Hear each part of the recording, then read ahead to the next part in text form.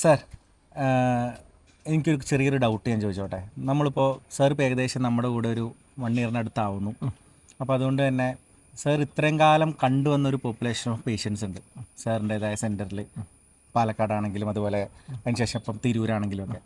അപ്പോൾ അതിനുശേഷം അവിടെ നിന്ന് അക്കര ഫൗണ്ടേഷനിലേക്ക് വന്നപ്പോൾ ഇവിടെ സാർ കാണുന്ന പോപ്പുലേഷൻ ഓഫ് പേഷ്യൻസ് എങ്ങനെയുണ്ട്? കാരണം ഇവിടെ CCD, സെൻറ്റർ ഫോർ ചൈൽഡ് ഡെവലപ്മെൻറ്റിൽ സാർ കേസ് കാണുന്നുണ്ട്, നമ്മുടെ കമ്മ്യൂണിറ്റിയിലും കാണുന്നുണ്ട്. സോ എന്താണ് അതിൽ സാറിന് എന്ത് തോന്നുന്നു, എങ്ങനെയുണ്ട്? വ്യത്യാസങ്ങളുണ്ട്. ഓരോ നാടിനനുസരിച്ചിട്ടും ഇപ്പോൾ നമ്മൾ കേരളം എടുത്തു കഴിഞ്ഞാൽ കാസർഗോഡിൻ്റെ പോപ്പുലേഷൻ കുറച്ചുകൂടി പോപ്പുലേഷൻ കുറവാണ്. മാത്രമല്ല കേരളത്തിലെ മറ്റുള്ള ജില്ലകൾ വെച്ച് നോക്കുമ്പോൾ കുറച്ചുകൂടിയും ഡെവലപ്മെൻറ്റ് കുറച്ചുകൂടിയും കുറവാണ്. കുറച്ചുകൂടി ഉള്ള ഏരിയകളിലേക്ക് നമുക്ക് പോകാണ്ട്. ഇപ്പോൾ എറണാകുളം, ഇപ്പോൾ എൻ്റെ ഹോം ടൗൺ തൃശ്ശൂരാണ്. ഇപ്പോൾ തൃശ്ശൂരും എറണാകുളമാണ് കേരളത്തിലെ ഏറ്റവും അർബനൈസ്ഡ് ആയിട്ടുള്ള ജില്ലകൾ. ഇപ്പോൾ പാലക്കാട് ഞാൻ വർക്ക് ചെയ്തിട്ടുണ്ട്, ഗവൺമെൻറ് സർവീസിലുള്ള പാലക്കാട് വർക്ക് ചെയ്തിട്ടുണ്ട്. ആ പാലക്കാട് അല്ലെങ്കിൽ ഇടുക്കി, വയനാട് അങ്ങനത്തെ സ്ഥലങ്ങളിലേക്കാണ് പൊതുവെ ഡോക്ടേഴ്സ് അവർ പഠിത്തം കഴിഞ്ഞിട്ട് സെറ്റിൽ ചെയ്യുമ്പോഴും പ്രിഡോമിനൻ്റ്ലി സിറ്റീസിലാണ് സെറ്റിൽ ചെയ്യുക. അപ്പോൾ സിറ്റീസിൽ നമുക്കൊരു 4-5 ഡോക്ടേഴ്സ് ഉണ്ടായിരിക്കും. റൂറൽ ഏരിയാസിലേക്ക് ഡോക്ടേഴ്സ് എത്തിയാൽ ഡെവലപ്മെൻറ്റ് ഉണ്ടാവുള്ളൂ. അപ്പോൾ ആ ഒരു ഏരിയയിൽ അപ്പോൾ നിങ്ങളുടെ ഒരു ഫൗണ്ടേഷൻ ചെയ്യുന്ന വർക്ക് വളരെ നല്ലൊരു വർക്കാണ്. കാരണം നമ്മൾ കമ്മ്യൂണിറ്റിയിലേക്ക് ഇറങ്ങി ചെല്ലണം. അപ്പോൾ ഞാനൊക്കെ ഒരു മെൻറ്ററിനെ പോലെ കരുതുന്ന സുബ്രഹ്മണ്യൻ സാറുണ്ട് തൃശ്ശൂർ മെൻ്റൽ ഹെൽത്ത് സെൻ്ററിൽ. അപ്പോൾ സാറൊക്കെ എപ്പോഴും പറയും കമ്മ്യൂണിറ്റി സൈക്യാട്രിയിൽ അധികം സ്കോപ്പ്, അധികം ആൾക്കാർ ഒരു എംഫസിസ് കൊടുക്കുന്നില്ല, ഇറങ്ങുന്നില്ല. അത് ഭയങ്കര ഇമ്പോർട്ടൻ്റ് ആണ്. സാർ ഇപ്പോൾ ഇവിടെ വർക്ക് ചെയ്യാൻ വന്നല്ലോ, അതായത് നമ്മളുടെ കൂടെ ഇടയ്ക്കിടയ്ക്ക് ഉണ്ട്. അപ്പോൾ ഇതൊരു ഇൻ്റർ ഡിസിപ്ലിനറി ടീമാണ്, പല ഡിസിപ്ലിൻസ് ഉണ്ട്. അപ്പോൾ എസ്പെഷ്യലി സൈക്കോളജിസ്റ്റ് ഉണ്ട്, ക്ലിനിക്കൽ സൈക്കോളജിസ്റ്റ് ഉണ്ട്, റീഹാബിലിറ്റേഷൻ സൈക്കോളജിസ്റ്റ് ഉണ്ട്. അപ്പോൾ സാർ എന്താണ് ഇവിടെ ഒരു സൈക്യാട്രിസ്റ്റിൻ്റെ റോള് CCDയിൽ എന്താണെന്നൊന്ന് ആൾക്കാർക്ക് പറഞ്ഞു കൊടുക്കാൻ കുറച്ചുകൂടെ നല്ലത്. എനിക്ക് ഭയങ്കര ഇഷ്ടമാണ് ആക്ച്വലി. ഞാനിപ്പോൾ കോട്ടക്കൽ അൽമാസ് ഹോസ്പിറ്റലിൽ വർക്ക് ചെയ്തിട്ടുണ്ട്. ഇപ്പോൾ PRCയിൽ സൈക്യാട്രിസ്റ്റാണ്. അപ്പോൾ അവിടെയൊക്കെ നമ്മൾ ഭൂരിഭാഗം കാണുന്നത്, ഞാനെപ്പോഴും പറയും ഹെവി സൈക്യാട്രി എന്ന് പറയും. ഇപ്പോൾ ബൈപ്പോളാർ, സ്കിസോഫ്രീനിയ അല്ലെങ്കിൽ ലഹരി, സൈക്യാട്രിയുടെ ഒരു കുറച്ചും കൂടി ഒരു ടഫർ ഏരിയകളാണ്. അപ്പോൾ നമ്മൾ അഡ്മിഷൻ വേണം. പക്ഷേ പലപ്പോഴും നമ്മൾ മറക്കുന്നൊരു കാര്യമുണ്ട്. നാട്ടിൽ ഏകദേശം 40% ആൾക്കാർക്ക് സൈക്യാട്രിക് പ്രോബ്ലംസ് ഉണ്ടാകുമ്പോൾ ഇതിൽ സ്കിസോഫ്രീനിയ, ബൈപ്പോളാർ എന്ന് പറഞ്ഞാൽ 1%. VRCയുടെ പോലത്തെ കേരളത്തിൽ കുറച്ച് സെൻറ്റേഴ്സ് ഉണ്ടാവുള്ളൂ. ബാക്കിയുള്ള ആൾക്കാർക്ക് OCD, ഡിപ്രഷൻ, ആൻസൈറ്റി ഇതൊക്കെ ഉണ്ടാവുമല്ലോ. അപ്പോൾ ഞാൻ ആദ്യമായിട്ട് ഈ ഒരു ഇൻ്റർ ഡിസിപ്ലിനറി ഒരു ടീം എഫേർട്ട് ഞാൻ മനസ്സിലാക്കിയപ്പോഴാണെന്ന് വെച്ചാൽ, ഞാൻ അൽമാസ് ഹോസ്പിറ്റലിൽ വർക്ക് ചെയ്യുമ്പോൾ, ഈ അൽമാസ് അല്ലെങ്കിൽ കോട്ടക്കൽ എന്ന് പറയുമ്പോൾ ആയുർവേദ ഹോസ്പിറ്റൽസ് ഒരുപാടുള്ള സ്ഥലമാണ് കോട്ടക്കൽ ആയുർവേദശാല.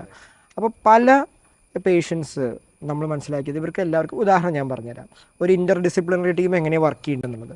ഉദാഹരണത്തിന് നമ്മളൊരു നാട്ടിലേക്ക് പോവുകയാണ്, അവിടെ ഒരു സ്ട്രോക്ക് കഴിഞ്ഞൊരു പേഷ്യൻ്റ് ഉണ്ടെന്ന് വെച്ചോ. ഈ സ്ട്രോക്ക് കഴിഞ്ഞ പേഷ്യൻറ്റിനെ ഒരു ജനറൽ മെഡിസിൻ ഡോക്ടർ കാണുന്നുണ്ടാവും അല്ലേ. അപ്പോൾ ആൻറ്റിപ്ലേറ്റഡ് മെഡിക്കേഷൻ പോകുന്നുണ്ടാവും, ക്ലോപ്പിഡോഗ്രൽ, അട്രോസ്റ്റാറ്റിൻ. ഇനി സ്ട്രോക്ക് വരാതുള്ള മെഡിക്കേഷൻ പോകുന്നുണ്ട് ആൾക്ക്. ആ പേഷ്യൻറ്റിന് സ്വാഭാവികമായിട്ടും ഡിപ്രഷൻ വരാം. സ്വാഭാവികമായിട്ട് ഒരാൾക്ക് ഒരു കൈ തളർന്നിരിക്കുമ്പോൾ അവരെന്തായാലും ഹാപ്പി ആവില്ലല്ലോ. എന്നെ പഠിപ്പിച്ച കൃഷ്ണദാസ് സാർ പറഞ്ഞ പോലെ സ്ട്രോക്ക് പേഷ്യൻസ് ആരും ഹാപ്പി ആയവരില്ല. Nearly every stroke patient is depressed.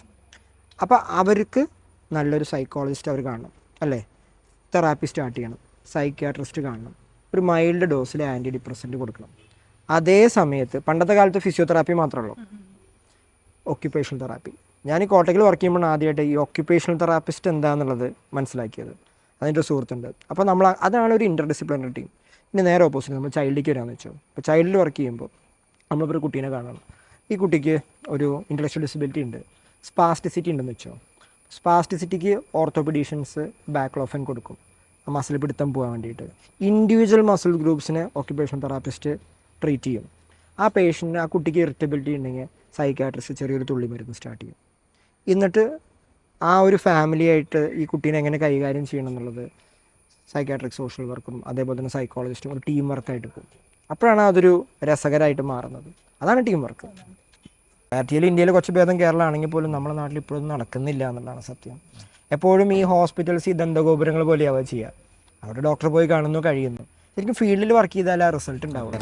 എല്ലാ സൈക്കോളജിസ്റ്റിനോടും അല്ലെങ്കിൽ സൈക്കാട്രിസ്റ്റ് ചോദിക്കാനുള്ള ചോദ്യം, സൈക്കാട്രിസ്റ്റ് മെഡിസിൻ എടുക്കുന്ന ഒരാൾ അല്ലെങ്കിൽ സൈക്കാട്രിസ്റ്റിനെ കാണുന്ന ഒരാൾക്ക് ഒരു നാണക്കേടുണ്ട്. അയ്യോ, ഇത് നാട്ടുകാരറിഞ്ഞ എന്ത് വിചാരിക്കും, വീട്ടുകാരറിഞ്ഞ എന്ത് വിചാരിക്കും, കുടുംബക്കാരറിഞ്ഞ എന്ത് വിചാരിക്കും എന്നൊരു ഒരു മിത്തുണ്ട്. ഇതേപോലെ സാറി പറഞ്ഞത് തന്നെ.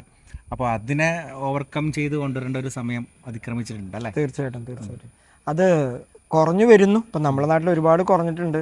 ആ ഒരു പ്രാന്തിൻ്റെ ഡോക്ടർ എന്നുള്ളത് ഇപ്പോഴും ചില ആൾക്കാർ ചോദിക്കുന്നുണ്ടോ ഭ്രാന്തൻ ഡോക്ടറാണെന്നൊക്കെ ചോദിക്കും. അല്ല അത് അല്ല ഗൈനക്കോളജിസ്റ്റിനെ വയറ്റാട്ടിൽ നിന്ന് ചോദിക്കുന്ന ആൾക്കാരുണ്ട്. സീ ഇതൊരു തിങ് ഇസ് ആൾക്കാർക്ക് ഇപ്പോഴും ഞാനിപ്പോഴും പറയും സ്കിസോഫ്രീനിയ എന്ന് പറയുന്നത് 100 പേരിൽ ഒരാൾക്ക് ഉണ്ടാകുന്ന അസുഖമാണ്. സ്കിസോഫ്രീനിയ ആയിട്ട് അപ്പോൾ സ്കിസോഫ്രീനിക്ക് ഒരു ഗുളിക കഴിച്ചാൽ മതി, അത് കറക്റ്റ് ഡോസിൽ കൊടുത്തു കഴിഞ്ഞാൽ ഒന്നും ഉണ്ടാവില്ല. ഇത് വേറെ കാര്യം കേട്ടോ, ഈ സൈക്യാട്രിസ്റ്റിനെ കാണിക്കാൻ പോലെ ഈ നാണക്കേടുള്ളത് ഈ സൗത്ത് ഈസ്റ്റ് ഏഷ്യൻ രാജ്യങ്ങളിൽ മാത്രമാണ്. പാകിസ്ഥാൻ, ഇന്ത്യ, ബംഗ്ലാദേശ്, പിന്നെ കുറച്ചും കൂടിയും ചൈനയിലേക്കൊക്കെ. അല്ലാതെ വിദേശ രാജ്യങ്ങളൊന്നും ഇതില്ല. വിദേശ രാജ്യങ്ങളിലൊക്കെ നമ്മൾ ജോലി സ്ഥലത്ത് വർക്ക് ചെയ്ത് നമുക്കൊരു ആൻസൈറ്റി ഉണ്ടെങ്കിൽ ബോസ് പറയുക ചെയ്യുക, ഗോ ആൻഡ് കൺസൾട്ട് തെറാപ്പിസ്റ്റ് എന്ന് പറയുക ചെയ്യുക. It's actually something that is normal. ഇപ്പോൾ വിദേശ രാജ്യത്ത് ഒരു ആക്സിഡൻറ്റോ അല്ലെങ്കിൽ ഒരു ഭൂമികുലുക്കോ അല്ലെങ്കിൽ ഒരു അപകടം ഉണ്ടായി കഴിഞ്ഞാൽ സൈക്യാട്രിസ്റ്റിനെ കാണിക്കണം എന്നാണ് പറയുക. കാരണം വെച്ചാൽ പ്ലീസ് ഇവിടെ പറഞ്ഞാൽ ഒരു കുഴപ്പമില്ല എന്ന് പറയും. ഈ മനുഷ്യൻ ഇതിൻ്റെ ഒരു ആഘാതം കാരണം വർഷങ്ങളോളം ജീവിക്കും, അപ്പോഴും കുഴപ്പമില്ല. അല്ല എന്തിനാണ് ഈ വേദന അനുഭവിക്കേണ്ട ആവശ്യം? പിന്നെ വേറെ തെറ്റിദ്ധാരണ, ഈ സൈക്യാട്രിക് മരുന്ന് ജീവിതകാലം മൊത്തം കഴിക്കണമെങ്കിൽ അത് വെറും ഒരു തെറ്റിദ്ധാരണയാണ്.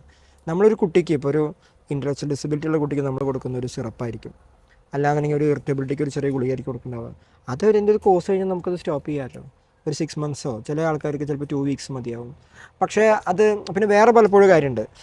എനിക്ക് എൻ്റെ ഒരു പേഴ്സണൽ അനുഭവം തോന്നിയാൽ പലപ്പോഴും ഇതാരും പ്രത്യേകിച്ച് ഉദ്ദേശിച്ചില്ല, ചിലപ്പോൾ ഒരു കുട്ടിയുടെ അമ്മയ്ക്കൊരു മരുന്ന് സ്റ്റാർട്ട് ചെയ്യണമെന്നുണ്ടാവും, പക്ഷേ ചിലപ്പോൾ കുട്ടിയുടെ അച്ഛൻ സമ്മതിക്കില്ല. അല്ലെങ്കിൽ ചിലപ്പോൾ ഗ്രാൻഡ് പാരൻസ്, ഈ പെൺകുട്ടിയുടെ അച്ഛനമ്മയോ അല്ലെങ്കിൽ അപ്പോൾ അതിൻ്റെ അച്ഛനമ്മയോ ഇവർ സമ്മതിക്കില്ല, കുട്ടിക്കൊന്നും വേണ്ട എന്ന് പറയും. പക്ഷെ പ്രോബ്ലം എന്താ അറിയോ, ഈ മരുന്ന് കൊടുക്കണ്ടെന്ന് പറയുന്നത് ഇവരാ, പക്ഷെ പണിയെടുക്കേണ്ടത് മൊത്തം അമ്മയാണ്. അതാണ് അതിൻ്റെ ഒരു പ്രശ്നം. അതേപോലെ ഈ മരുന്നിലേക്ക് വരുമ്പോൾ സ്റ്റിറോയിഡ്സ് കുട്ടികൾ, ഇപ്പം ഞാൻ കുട്ടികളുടെ മേഖലയിലാണ് കൂടുതൽ വർക്ക് ചെയ്യുന്നത്, അപ്പോൾ കുട്ടികളെ ഏതൊക്കെ രീതിയിൽ ബാധിക്കാൻ സാധ്യതകളുണ്ട്? അല്ല ശരിയാണത്. ഇപ്പോൾ സ്റ്റിറോയിഡ്സ് നമുക്ക് എല്ലാവർക്കും അറിയാം. സ്റ്റിറോയിഡ്സ് എന്ന് പറയുമ്പോൾ ആൻറ്റി ഇൻഫ്ലമേറ്ററി ഏജൻസ് ആണ്. അത് കഴിക്കുമ്പോൾ ഓബ്വിയസ്ലി ശരീരത്തിന് അതിൻ്റേതായിട്ടുള്ള കുറച്ച് ഇതുകൾ ഉണ്ടാവും. അത് വെച്ച് നമുക്ക് സ്റ്റിറോയിഡ്സ് കൊടുക്കാതിരിക്കാൻ പറ്റില്ല. പക്ഷേ സ്റ്റിറോയിഡ്സ് വേണ്ട സമയത്ത് ഇപ്പോൾ എൻ്റെ അനിയന് ചെറുപ്പത്തിൽ നെഫ്രോട്ടിക് സിൻഡ്രോം ഉണ്ടായിരുന്നു. നെഫ്രോട്ടിക് സിൻഡ്രോം ഉണ്ടായിരുന്ന സമയത്ത് നമ്മൾ സ്റ്റിറോയിഡ്സ് കൊടുക്കണം, അല്ലെങ്കിൽ ഒന്നും ഉണ്ടാവില്ല, കുട്ടിക്ക് എന്തെങ്കിലും പറ്റും. അപ്പോൾ നമ്മളവിടെ നോക്കണം എപ്പോഴും മരുന്നിന്. ഞാൻ എപ്പോഴും അത് പറഞ്ഞു, ഇപ്പോൾ ക്യാൻസറിന് നമ്മൾ കൊടുക്കുന്ന ഇമ്മ്യൂണോതെറാപ്പി പലതും നമ്മൾ സെഡേഷൻ ഉണ്ടാക്കുന്നതാണ്. തീർച്ചയായിട്ടും ഇപ്പോൾ നമ്മൾ മെഡിസിൻ അതിന് മാത്രം ഡെവലപ്ഡ് ഒന്നുമല്ലല്ലോ, എല്ലാ മരുന്നിനും അതിൻ്റെതായ കുറച്ച് എഫക്ട്സ്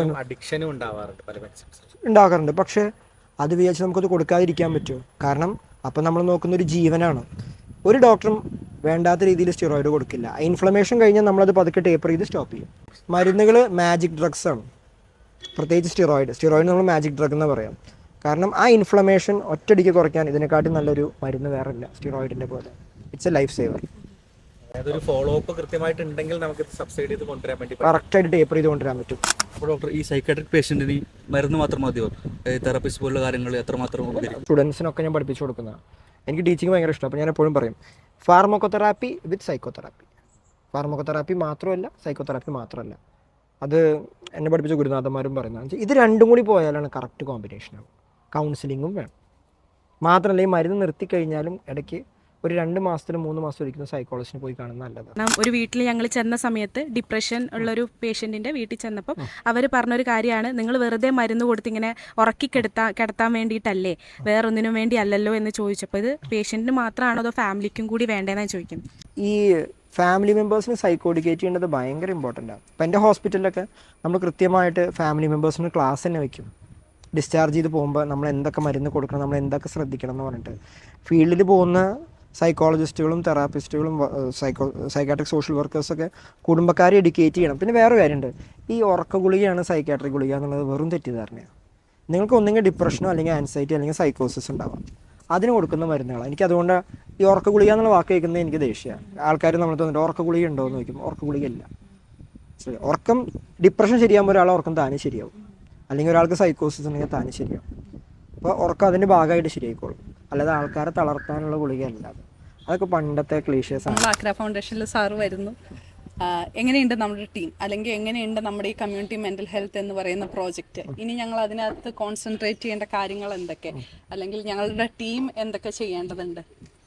ഫസ്റ്റ് ഓഫ് ഓൾ ഞാൻ ഹൃദയം തട്ടി പറയാം, I just love coming here. I love coming to. ഇപ്പോൾ ഞാൻ VRC ഹോസ്പിറ്റൽ തിരൂരിൽ നിന്ന് ട്രെയിൻ കയറിയിട്ട് ഞാൻ കാസർഗോഡ് വന്ന് ഇറങ്ങുമ്പോൾ I genuinely love coming to Kasaragod and to your institution because you are doing some exemplary work. നിങ്ങൾ വളരെ നല്ല വർക്കാണ് ചെയ്യുന്നത്. പിന്നെ അതുകൊണ്ടാണല്ലോ നിങ്ങളിപ്പോൾ ഈ ഒരു ഏരിയയിൽ ഒരു ടോർച്ച് ബിയറാണ് ഈ മേഖലയിൽ. ഇനിയും നിങ്ങൾ വർക്ക് ചെയ്യണം. ആൻഡ് ഞാനിപ്പോൾ ഈ ഒരു എൻ്റെ ചെറിയൊരു കാസർഗോഡ് വന്ന ഒരു എക്സ്പീരിയൻസ് വെച്ച് മനസ്സിലാക്കുന്നത് വെച്ചാൽ ഇവിടുത്തെ ഉള്ള ഏരിയകളിലേക്ക് ഒരുപാട് ആൾക്കാർക്ക് അവയർനെസ് പോകാണ്ട്.